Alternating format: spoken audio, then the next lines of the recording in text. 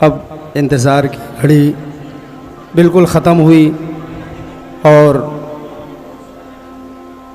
वो शख्सियत जिन्हें देखने के लिए हर आँखें तरसती रहती हैं, बहुत ही मुश्किल से दीदार हो पाता है। आप हज़रात खुशनसीब हैं कि एक तरफ मुहाफ़िज़ नामूस रिसालत और दूसरी तरफ आले रसूल पैगम्बर जलवा अफरोज़ हैं, रौनक स्टेज हैं। और अल्लाह तबारक व तआला इन शख्सियात की बरकतों से हम सबको माला माल फरमाए। आइए हज़रात, अब बिला ताख़ीर हम नारे तकबीर और रिसालत के साथ मुहाफ़िज़ नामूस रिसालत हज़रत अल्लामा मौलाना मुफ्ती अदीब व शहीर सलमान अज़हरी साहब क़िबला दामत बरकातुहुल क़ुद्सिया का इस्तक़बाल करते हैं। नारे तकबीर, नारे रिसालत, तहरीके तालीमी बेदारी कॉन्फ्रेंस, नारे तकबीर, उलमाए अहले सुन्नत हज़रत अल्लामा मौलाना मुफ्ती सलमान अज़हरी साहब क़िबला। लब्बैक लब्बैक लब्बैक या रसूल अल्लाह, लब्बैक लब्बैक लब्बैक या रसूल अल्लाह।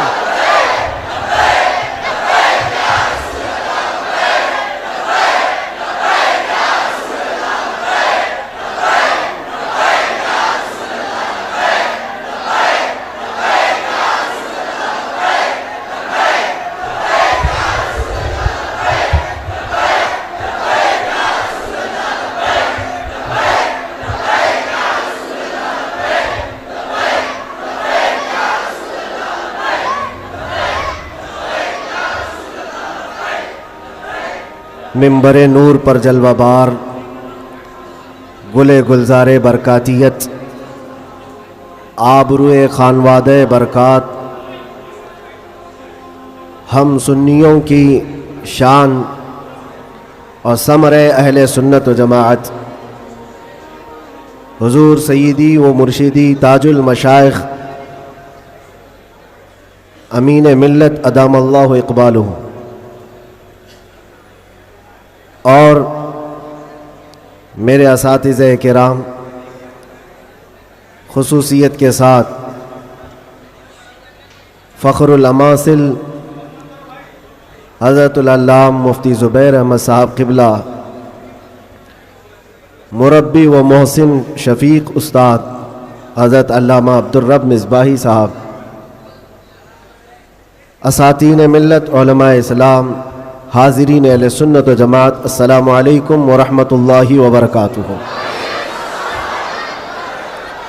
अल्हम्दुलिल्लाहि व कफ़ा व सलामुन अला हबीबिहिल मुस्तफ़ा, अम्मा बअद, फ़अऊज़ु बिल्लाहि मिनश शैतानिर रजीम, बिस्मिल्लाहिर रहमानिर रहीम। क़ुल हल यस्तविल्लज़ीना यअलमून वल्लज़ीना ला यअलमून, सदक़ल्लाहु मौलानल अज़ीम। बारगाह रिसालत मुआब सल्लल्लाहु तआला अलैहि वसल्लम में एक बार दुरूद पाक का हदिया पेश करें। अल्लाहुम्मा सल्लि अला सय्यिदिना व मौलाना मुहम्मदिन मअदनिल जूदि वल करम व आलिहि व अस्हाबिहिल किराम इब्निहिल करीम व बारिक व सल्लिम सलातन दाइमतन सरमदन अबदा। सबसे पहले मैं आप सबसे गुजारिश करूँगा कि आप जिस कैफियत में हैं, जहाँ हैं, थोड़ी देर के लिए बर्दाश्त करें, बैठ जाएं, इसलिए कि अब हर एक को यहाँ देखना मुमकिन नहीं है और आप सब अल्लाह के इस मुक़द्दस घर में हैं जहाँ की थोड़ी सी बेअदबी हमारे आमाल ज़ाया कर देती है। मुझे याद है आज से ठीक 1 साल पहले हम यहीं खड़े थे। 2023 का आखिरी समा गुज़र रहा था और मैं उस वक्त यहाँ आपसे बयान कर रहा था कि हम नए साल की तैयारी कर रहे हैं, इस्तकबाल कर रहे हैं और शायद पुराना बयान निकालें तो याद भी होगा कि हमने ये कहा था कि 2024 आने वाला है और 24 हमारे लिए अच्छा होता भी नहीं है।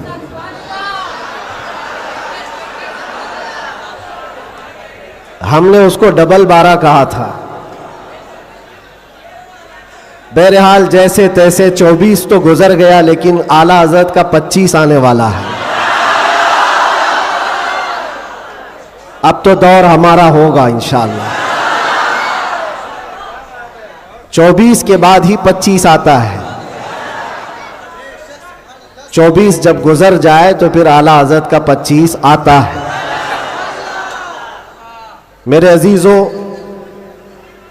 आज का ये दिन फिर हम नए साल के इस्तकबाल के लिए खड़े हैं। वही हुजूम है, बल्कि उससे कई गुना ज़्यादा। जिन लोगों को ये लगता है कि इस धार को उंगली दबा करके रोक दिया जाए तो ये मुमकिन नहीं है। कुछ बात तो है कि मिटती नहीं हस्ती हमारी, कुछ बात तो है कि मिटती नहीं हस्ती हमारी। सदियों रहा है दुश्मन दौरे ज़मा हमारा। और ये इकबाल ने हमको बेखौफ किया है, बुज़दिली नहीं सिखाई। और ख़ास तौर पर उलमा इस्लाम और तलबा इस्लाम यहाँ मौजूद हैं। ये कोई नई बात नहीं है जो कुछ हम आज देख रहे हैं, ये हमारी परंपरा चली है और दस्तूर ऐसा ही चला है। बातिल से डरने वाले आसमां नहीं है हम, 100 बार कर चुका है तू इम्तिहां हमारा। और तौहीद की अमानत सीनों में है हमारे, आसान नहीं मिटाना नामो निशान हमारा, आसान नहीं मिटाना नामो निशान हमारा।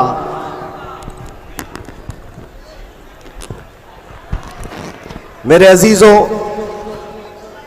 हम अपनी ताकत के बलबूते, अपने मनसब और अपने ओहदे के बलबूते इतनी बड़ी बातें नहीं करते। हम जो बात करते हैं वो ईमानी ताकत के बलबूते, इसलिए कि हमें हमारे बुजुर्गों ने सिखाया है।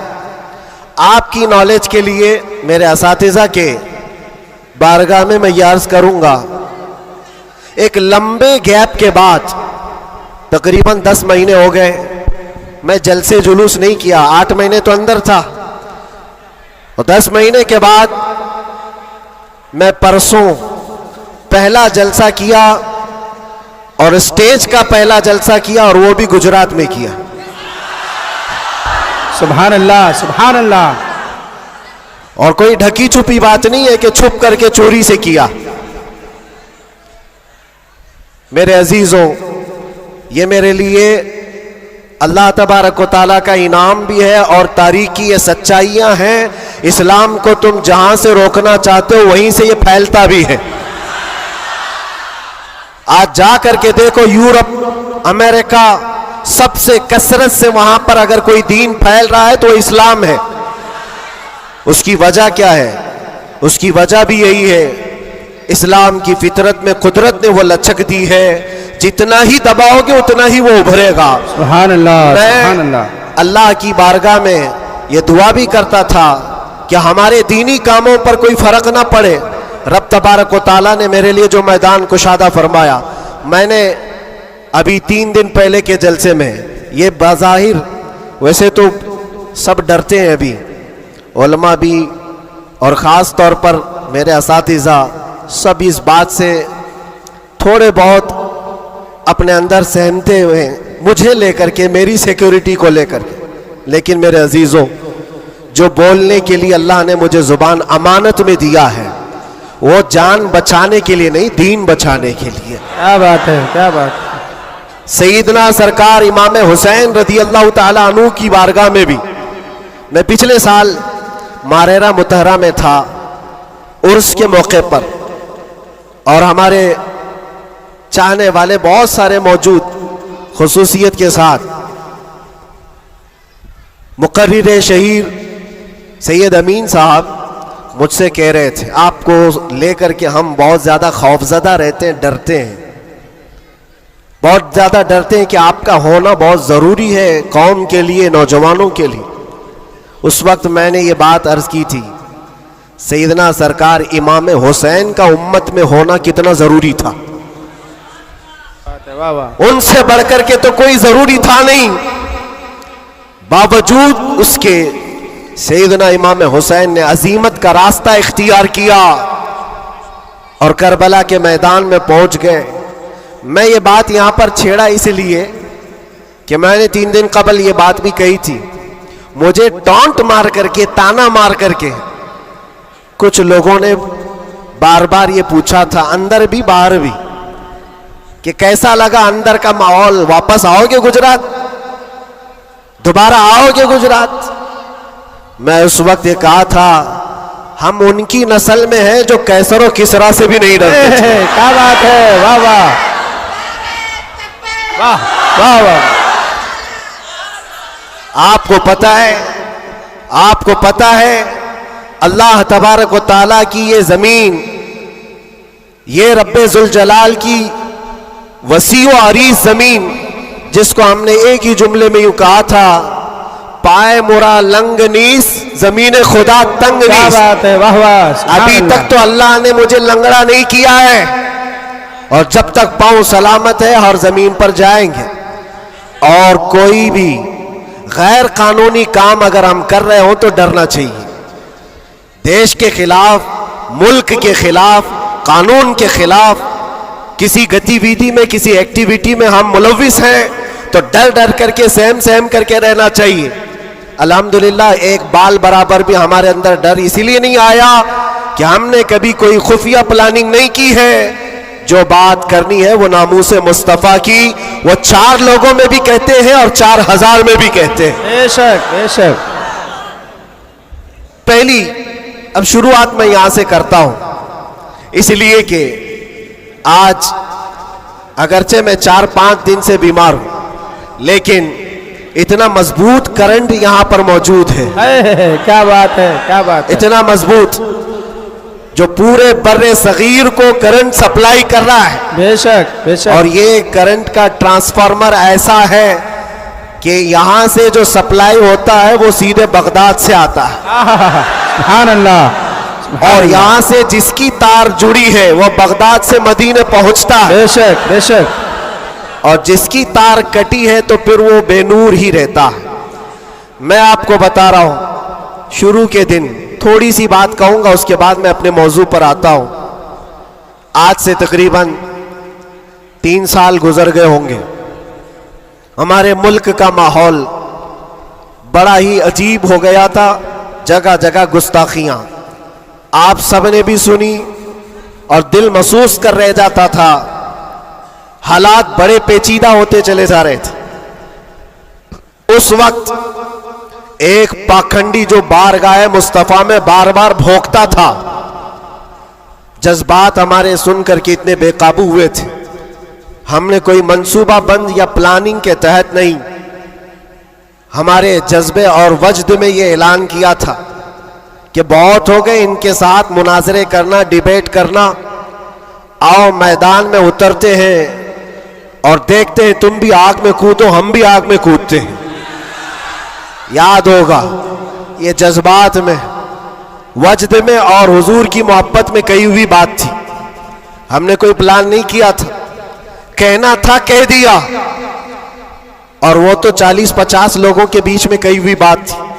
महीने के बाद पता चला कि इस बात को अल्लाह ने पूरी दुनिया में पहुंचाया। क्या बात है, वाह वाह। हर जगह, हर इलाके में पहुंचाया, और जिसको पहुंचना था उस तक तो बराबर पहुंची। क्या बात है, क्या बात और फिर बाद में हमको पता चला कि हमने कुत्ते की दुम पर बराबर पांव रखा है। वाह वाह। अब सुनिए, मैं ये बात क्यों छेड़ रहा हूं, आज ये बात मुझे अर्ज करनी क्यों पड़ रही है। जज्बात में, वजद में कही हुई बात तो थी, लेकिन जब सामने से जवाब आया कि हाँ हम आने को तैयार हैं, तो फिर सोचना भी हुआ।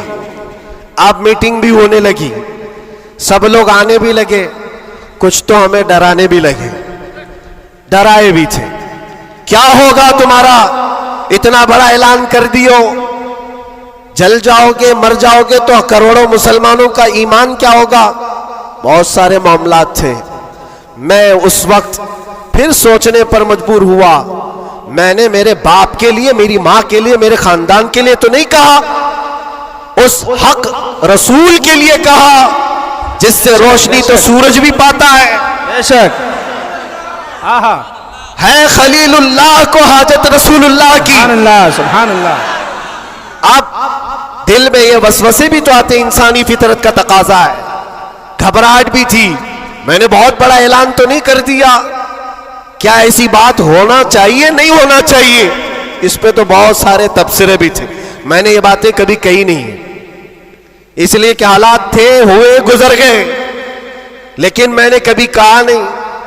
आज इसलिए कह रहा हूं कि यहां करंट ज्यादा है, क्या बात है, इसलिए कह रहा हूं। उस वक्त घबराहट, वसवसे भी, अलग अलग किस्म की बातें, लॉकडाउन का माहौल अलग, मेरे घर पर अलग पहरेबंदी, ये सारे मामलात में जानते हो मेरे अजीजों, उस वक्त जब कभी घबराहट के शिकार होकर, बेकाबू होकर हम कुछ सोचने के लिए या कुछ मशवरे के लिए इधर उधर निगाहें उठाते हैं तो हर कोई डरा भी रहा है, अलग अलग मशवरे भी दे रहा है। बड़ी हिम्मत के साथ मारारा मुतहरा के इस अजीम ट्रांसफार्मर पर मैंने कांटेक्ट किया। क्या बात? हुजूर अमीन मिल्लत की बारगाह में मैंने अर्ज किया कि हुजूर बात ऐसी है, नामूसे मुस्तफ़ा की बात है और हुजूर की इज्जत की बात है। गरीब है, फकीर है ये आदमी, मेरे पास ना इल्म की दौलत ना मेरे पास अमल की दौलत। मैंने तो ऐलान कर दिया और मैं जाना चाहता हूं दिल्ली, आप क्या फरमाते हैं? बड़े बड़े पीरों की बात अलग है मेरे अजीजों, सब कंफर्ट जोन में बैठने वालों की बात नहीं करता, बड़े शाहाना कुर्सियों पर बैठ करके लोगों में अपना रौब जमाने वालों की बात नहीं करता। इस अजीम मर्द कलंदर का जवाब आता है, कहते हैं कि बच्चे तूने अपने घर के लिए नहीं पुकारा है, वो मेरे नाना जान की भी इज्जत है, पूरे कायनात की भी, अल्लाह के अजीम रसूल की भी रिसालत, नारे रिसालत, बरकाती दूल्हा, बरकाती दूल्हा, मुहाफिज़े नामूसे रिसालत, नारे तकबीर। वाह, बात यहीं पर खत्म नहीं होती कि अगर कह दिया कि तूने ऐलान कर दिया अच्छी बात है, जाओ अल्लाह ताला तुम्हारी हिफाजत करेगा, मैं यहाँ बैठकर दुआ करता हूँ। नहीं, इस उम्र में ठंडियों के आलम में कहा कि बेटा तुम वहां से निकलो, मैं मारारा से अपनी तबर्रुकात लेकर दिल्ली पहुंचूंगा। वाह वाह वाह वाह वाह वाह वाह वाह,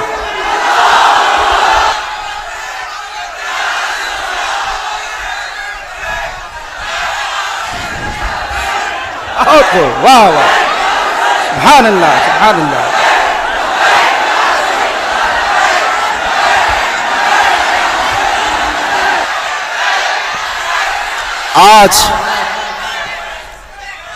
आज ये बात इसीलिए अर्ज कर रहा हूं, कैसे आकाओं का बंदा हो रजा, बोल बाले मेरी सरकारों के। सुभान अल्लाह, सुभान अल्लाह। मैंने उसके बाद फोन रख दिया और उसके बाद सबसे कहा कि अब किसी बात की फिक्र नहीं है, अब टेंशन नहीं है, अब कोई फिक्र की बात नहीं और डर की बात नहीं।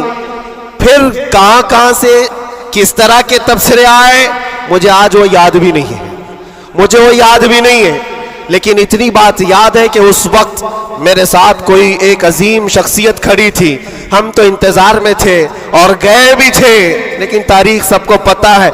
मैं अपनी तारीफ के लिए नहीं दोहराता ये बात, मैं अपनी बड़ाई के लिए नहीं दोहराता ये बात, लेकिन ये हक्कानियत को साबित करने के लिए मैं कहता हूं। मैं क्या, हमारे मोहल्ले का 8 साल का बच्चा भी उठ करके ऐलान करे, मेरा रब उसकी मदद फरमाएगा। बेशक बेशक बेशक। क्यों? इसलिए कि वो नामूसे मुस्तफ़ा की बात कर रहा है, वो इज्जत रसूल की बात कर रहा है।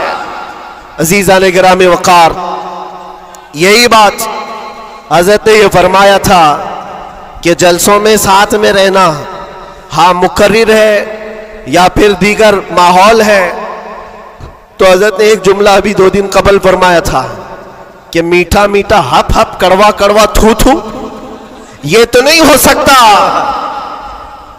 ये इशारा इस बात पर है मेरे अजीजों, ऐ सुन्नियों, हुजूर की मोहब्बत की बात करते हो तो सिर्फ हुजूर की मोहब्बत हलवा पराठा खाने से नहीं होती, अरे इसमें तो नेज़े भी खाने पड़ते हैं, बेशक तलवारों की साए में नमाजें भी अदा की जाती हैं। बेशक।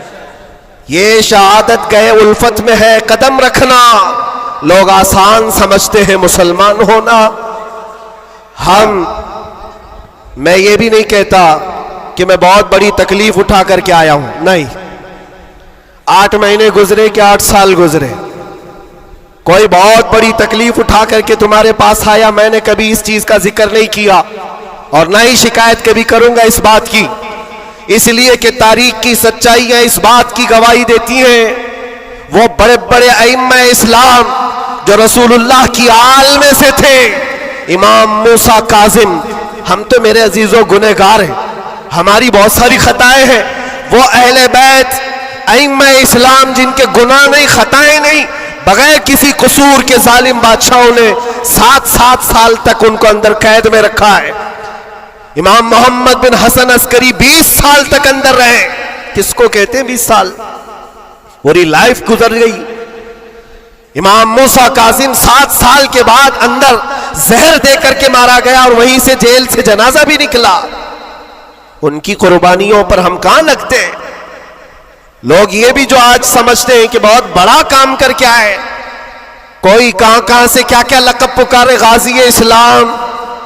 ना मेरे अजीजों, अभी तो हम खादिम इस्लाम नहीं बन सके।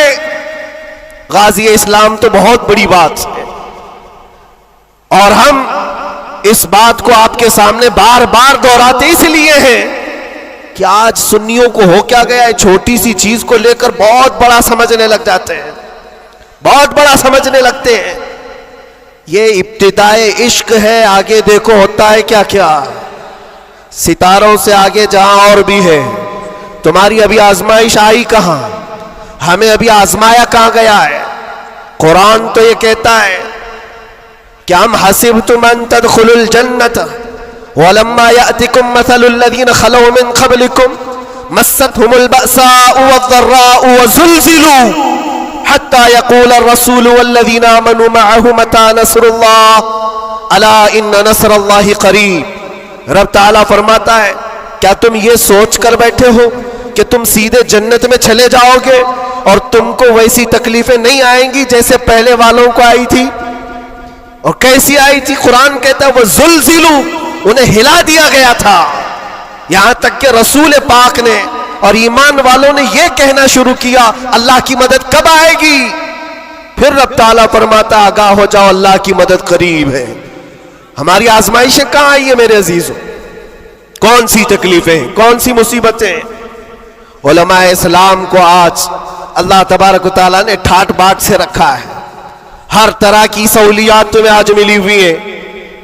कौन सी नेमत की कमी मौला ने दी है? हर चीज तुम कदम बाहर निकालो कि सारी सहूलियात तुम्हारा इस्तेमाल कर रही है।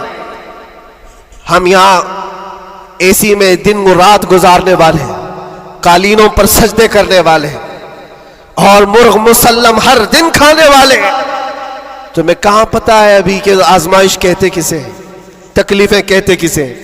मैंने तो सिर्फ एक चख करके देखा है 8 महीने में, फिर अंदाजा हुआ, चखा है बस। चख करके आए कि 8 महीने पत्थरों पर उन्होंने सुलाया था, तो लगता कैसे है? कैसे लगता है?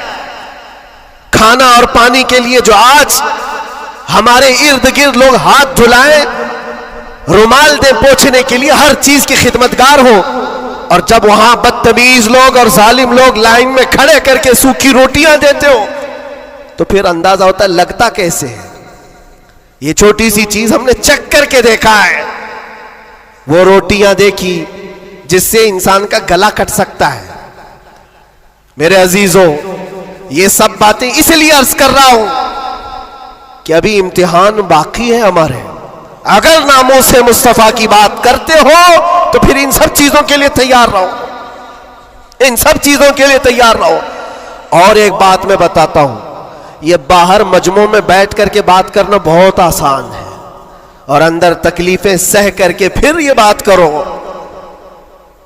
मेरे अजीजों, कभी कभार घबराहट ऐसी होती थी, कुछ कैदी लोग आकर कहते थे कि सच में अल्लाह है?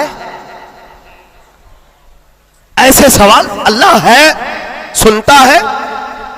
और उस वक्त कोई आयत उनको बताने में भी हमें ऐसा लगता एक कैदी से मैंने कहा इन्ना मअल उसरि युसरा, हर तकलीफ के बाद आसानी अल्लाह का वादा है। झट से उसने कहा मौलाना 16 साल हो गए, अभी कब आएगी वो आसानी? हमारे पास क्या जवाब है? ये तकलीफें सह करके फिर आयतों पर यकीन करना, ये बहुत बड़े कमाल की बात। यहां बाहर बैठ करके जो तसल्ली की बातें करें, मेरे अजीजों बहुतों को हमने देखा है, बहुतों को जान भी देंगे, गर्दन भी कटा देंगे, बहुत सारी बातें हैं। इसी से अंदाजा हो जाता है जो सुबह बिस्तर नहीं छोड़ सकता वो क्या गर्दन कटाएगा। जो नमाज के लिए अजान को लब्बैक नहीं कहता, वो जान की बात कहां है? एक डंडे से सारी चीजें भाग जाएंगी, सब निकल जाते हैं इधर उधर। मैं सब की बात नहीं करता। आजमाइशें जिस वक्त आएंगी मेरे अजीजों, इस्तिकामत ये किसी छोटे मोटे चीज का नाम नहीं है।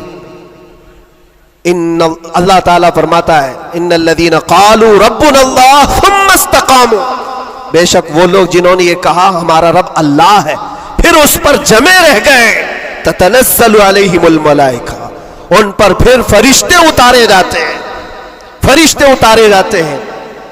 मेरे अजीजों, यहां बड़ी बड़ी बातें कहने के लिए मैं नहीं खड़ा, बस इतनी बात कहूंगा कि हालात के तनाजुर में जो आज तुम्हारे लिए सबसे बड़े चैलेंजेस हैं, उसमें तुम्हें खरे उतरने की जरूरत है। तुम सिर्फ अपने मोहल्ले के नुमाइंदे नहीं हो। ये जो सरों पर टोपियां और दाढ़ियां हैं तुम्हारे चेहरों पर, तुम किसी मस्जिद के ही मुसल्ली नहीं हो, बल्कि पूरी कायनात में अल्लाह ने तुम्हें खैर उम्मत बनाया है। सब इंसानों के लिए तुम रहबर हो, रहनुमा हो। तुम्हारे अखलाक हर कोई आज देख रहा है। तुम एम्बेसडर हो किसके? रसूल पाक के। तुम तर्जुमान हो अखलाक रसूल के। अगर आज तुम नहीं उठोगे और ये अखलाक नहीं दिखाओगे, तो इससे सिर्फ तुम्हारे घर का नहीं, पूरे दीन इस्लाम का, आगे आने वाली नस्लों का बहुत बड़ा खसारा है, बहुत बड़ा नुकसान है। नौजवानों से मैं बार बार ये अपील करता आया हूं, ऐ नौजवानों उठो, उठो, वो घर ना हश्र ना होगा फिर कभी। दौड़ो के जमाना चाल अपनी चल गया है, और दहर में इसमें मोहम्मद से उजाला कर दो, कुव्वते इश्क से हर पस्त को बाला कर दो। आज तुम्हारे सिर्फ खड़े होने की देर है। किस चीज के लिए खड़े होने की देर है? जब जब मैं ऐसी बातें करता हूं तो हमारे जो रिश्तेदार कलम कापी लेकर बैठे, उनको लगता है ये जंग के लिए बुला रहे हैं, अभी तलवार भाले नेज़े की बात कर रहे हैं। मेरे अजीजों, तुम्हारे लिए सबसे बड़ा हथियार इश्क मुस्तफा है, इश्क रसूल है, मोहब्बत मुस्तफा है। और जब वो किसी के अंदर आ जाता है तो फिर उसके अखलाक से वो नजर भी आता है, उसके अखलाक से वो नजर आता है। जाहिल आशिक रसूल नहीं बन सकता। आशिक रसूल इल्म की तरफ बढ़ता है। जाहिल और ऐसा बदअकीदा जो दावा करता हो हुजूर के गुलाम होने का, अगर उसकी जुबान में सच्चाई नहीं है तो वह आशिक रसूल है ही नहीं। अल्लाह के नबी सल्लल्लाहु ताला अलैहि वसल्लम ने फरमाया, मेरे गुलामों में से जितने हैं, अगर कोई मुनाफिक हो तो मुनाफिक के अंदर दो आदतें जमा नहीं हो सकती। हुजूर पाक सल्लल्लाहु अलैहि वसल्लम फरमाते हैं, दो आदतें मुनाफिक के अंदर नहीं आ सकती। वो कौन सी दो आदतें हैं? अच्छे अखलाक। ये अच्छे अखलाक, ये सिर्फ हंस करके मिलना, इसको अच्छे अखलाक नहीं कहते, वो बहुत लंबी इसकी एक तशरीह है। अच्छे अखलाक मुनाफिक के अंदर नहीं आ सकते। और दूसरी चीज, अल्लाह पर तवक्कुल और रसूल की हर बात पर यकीन, ये मुनाफिक के अंदर नहीं आ सकती। मैं आपसे पूछता हूं, अल्लाह रब्बुल इज्जत की हर बात पर आपको यकीन है? रसूल पाक के हर फरमान पर यकीन है? बेशक, बेशक। अगर यकीन है तो ये जुबान से बोलने की बात क्या है? फिर तुम्हारा अमल कहां है? इसीलिए सैयदना अबू बकर शिबली रहमतुल्लाह ताला अलैह, सिलसिले कादरिया के बड़े बुजुर्ग हैं, गौसे पाक के दादा पीरों में आते हैं। आप कहते हैं मेरी जिंदगी का सबसे कठिन सवाल, सबसे मुश्किल सवाल यह है, अगर किसी ने मुझसे पूछ लिया क्या तुम हुजूर पाक सल्लल्लाहु अलैहि वसल्लम से मोहब्बत करते हो, वो कहते हैं मेरे लिए सबसे कठिन सवाल है, अभी मैं पूछूं तो सब हाथ भी उठाएंगे, सब उठा देंगे।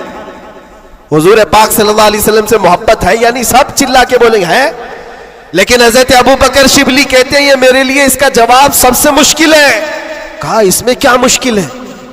आप फरमाते हैं अगर ना कह दिया तो ईमान चला जाएगा, अगर ना कह दिया तो ईमान चला जाएगा, और अगर हां कहूं तो मेरे अमाल उसके मुताबिक नहीं, झूठा पड़ जाता हूं, दिल मलामत करेगा, जुबान से तू रसूल पाक की मोहब्बत की बात करता है, कहां है तेरे अमल? अजीजा ने गिरामी वक़ार, ये दो आदतें मेरे आका फरमाते हैं मुनाफिक के अंदर नहीं आ सकती, अच्छे अखलाक और अल्लाह उसके रसूल पर यकीन कामिल। यकीन से ही तो आरी होता है मुनाफिक, यकीन उसका खत्म हो चुका होता है। यहां अभी लक्की ड्रॉ शुरू हो जाए और चीट पे चीट होते रहते, हर साल होते रहते, फिर भी उसमें घुसते भी रहते। लाख का 2 लाख बनाना है, अभी देखो कितने आ जाएंगे, और कैसे कैसे चीटर लोगों पर यकीन करते हैं। और 2-4 लोगों ने बोल दिया कि नहीं मेरा भी डबल हुआ है, सब आ गए, लाइन लग जाती है, कई कई 100 करोड़ खा करके चले जाते हैं, इन पर तुम्हें यकीन है। और मुस्तफा करीम सल्लल्लाहु ताला अलैहि वसल्लम ने फरमाया तुम सुबह अपनी नींद को छोड़कर, बिस्तर कर छोड़कर अपने घर से वजू करके मस्जिद की तरफ निकल कर आए, 2 रकात नमाज अदा कर लिया। हुजूर पाक सल्लल्लाहु अलैहि वसल्लम फरमाते पूरी दुनिया की दौलत से ज्यादा कीमती है। सुभान अल्लाह, सुभान अल्लाह। यकीन है इस पर तो इन्वेस्ट करो। अगर हुजूर पाक सल्लल्लाहु अलैहि वसल्लम की हर बात पर यकीन है तो इन्वेस्ट करो इसमें। आज यही तो बात है, ये सबसे बड़ा चैलेंज है। मुनाफिकत आने लग गई है, बुज़दिली कहां से आती है? अल्लाह उसके रसूल की हर बात पर यकीन कामिल हो जाए बंदे को, तो फिर वो मुनाफिक नहीं रहता, वो ईमान वाला होता है। और फिर मुसीबतें तो आएंगी, लेकिन मुसीबतें उसका कुछ नहीं बिगाड़ सकती। हजरत अबू हुरैरा रज़ियल्लाहु ताला अन्हु की हदीस है, फरमाते हैं अगर मुझ पर पहाड़ 10 पहाड़ भी नाजिल हो जाएं, उतर जाएं, तब भी मैं खौफज़दा नहीं होता, डर नहीं है मुझे। कहा क्यों? कहा कुरान की एक आयत मेरे लिए काफी है। पूछा कौन सी आयत?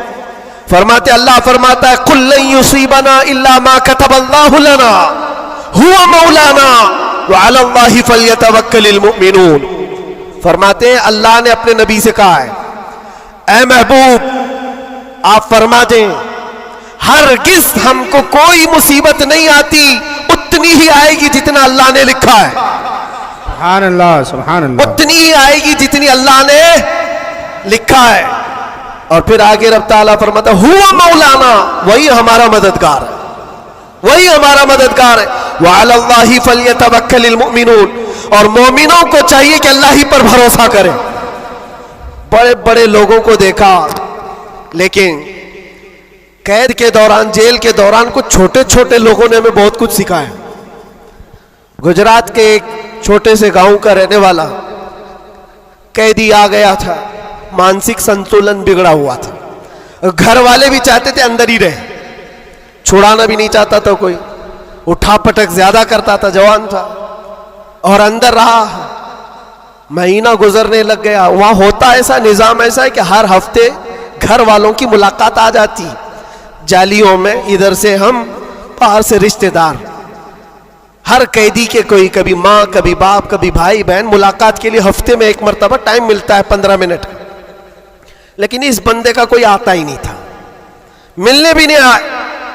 महीना गुजर जाता, ये उठा पटक शुरू कर दे, लोगों को मारना। तो जेलर जो है घर को फोन लगाता उसके और कहता कि भाई तुम्हारा बेटा है, कभी तो आओ, मुलाकात लो उससे, सबको परेशान कर रखा है। और इसीलिए कि कैदियों की जो हालत बिगड़ती है तो ये बहुत बड़ा डेंजर मसला होता है, उनको संभालना। बाहर आप इधर उधर हुए तो अंदर डालेंगे, अंदर ही बिगड़ा तो फिर कौन सा अंदर, वो लास्ट मंजिल है। और इसीलिए वहां जाने के बाद डर भी निकलता है लोगों का, इसके बाद कहां जाना है, अब सीधे जन्नत है। आप सुने इस बात को। उसका बाप आया और कहा कि बेटा थोड़े दिन हो गए, इसने पूछा कब छुड़ाओगे मुझे, बेल कब होगी? छोटे से केस थे। कहा इस मंडे को जो है तुम्हारी बेल रख दूंगा, छुट जाओगे, इस मंडे को निकल जाओगे। वो आया, सब बैठे हुए थे, खुशी से ऐलान करता मंडे को मैं चला जाऊंगा, मंडे को छूट जाऊंगा।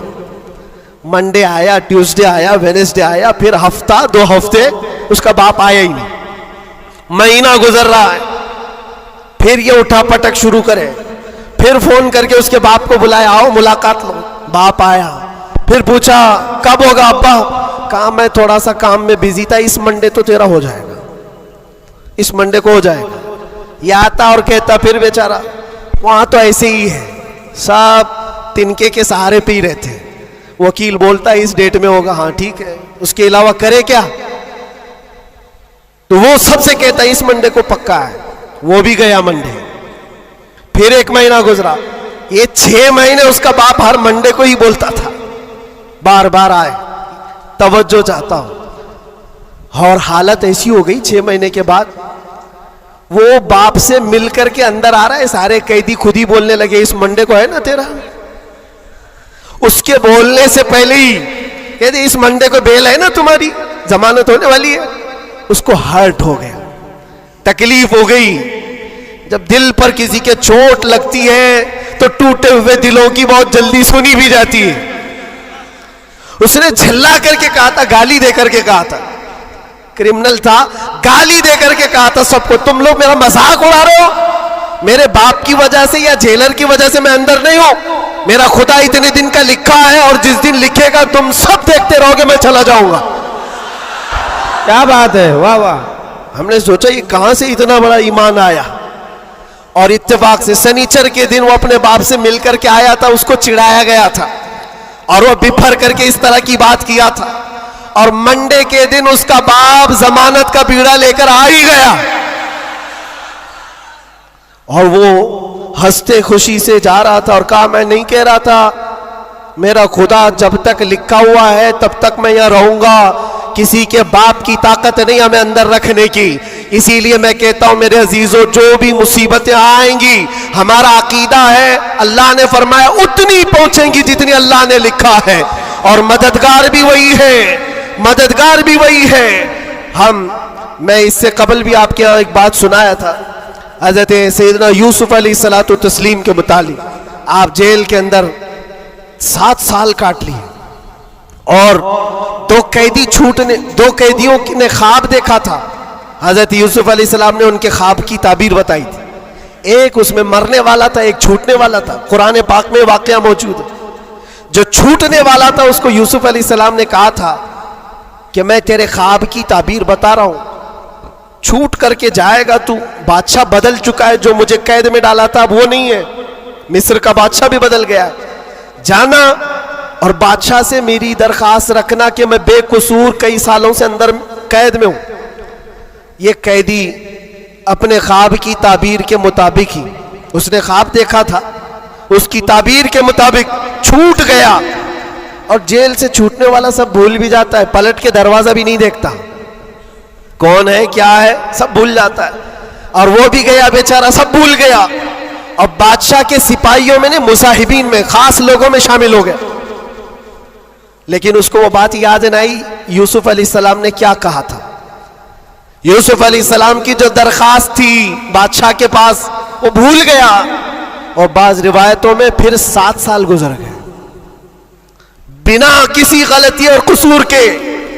यूसुफ अलैहिस्सलातु तस्लीम एक दिन रब ताला की बारगाह में रो पड़े, कहा है मालिकुल मुल्क या ज़ल जलाली वल इकराम, तेरा ये बंदा बेकसूर कब तक ये दरवाजों के अंदर कैद रहेगा? क्या मेरे लिए दरवाजे अब खुलेंगे नहीं? तो जानते हो ये ऐसा मकाम है।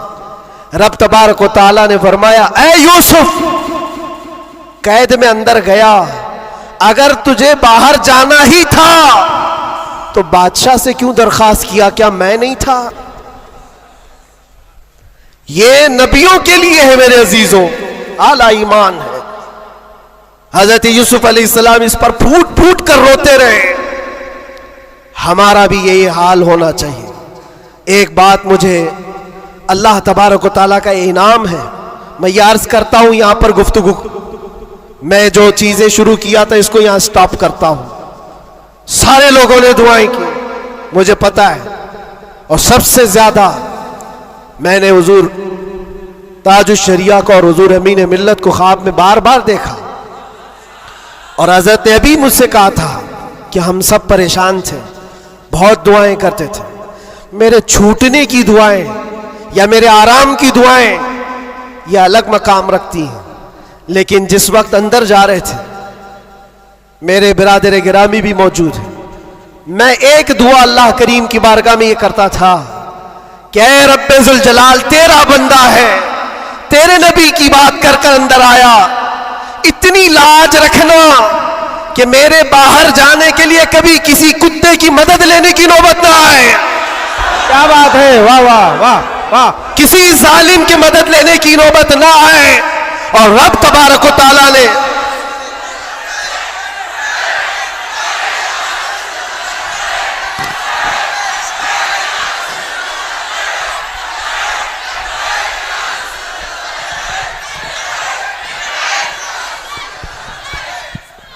इस बात की वजाहत भी कर दूं, बहुत बड़ी जिम्मेदार शख्सियत मौजूद है, मेरे अल्फाज का मैं जिम्मेदार हूं जो कुछ कह रहा हूं।